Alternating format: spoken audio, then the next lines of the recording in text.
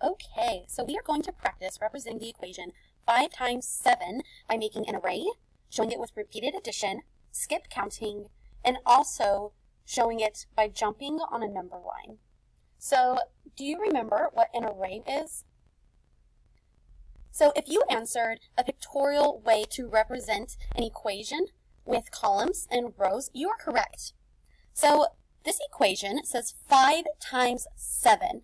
So that means that we're going to have 5 groups of 7. So 1, 2, 3, 4, 5. There's our 5 groups. But we need 5 groups of 7. So 1, 2, 3, 4, 5, 6, 7. And we need 5 of these.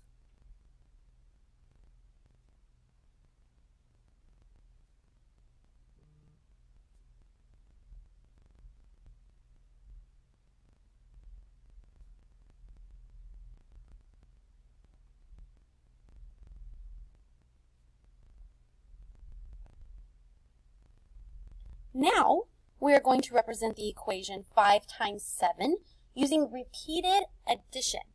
This means that we're going to write out the number 7 5 times. So, that would look like 7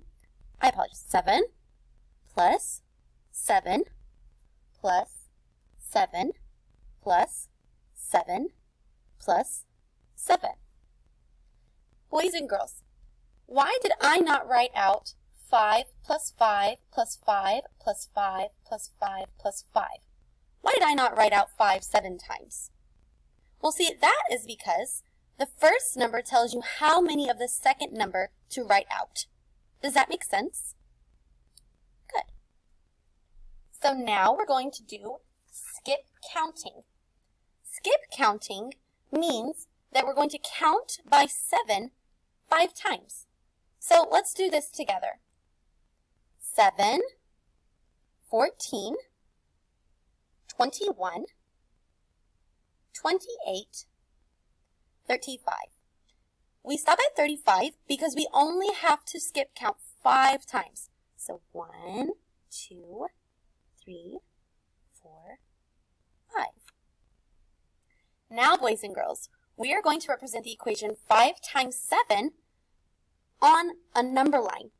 What this looks like is it starts at 0 and your arrow goes to 7. We know this because our second number is 7.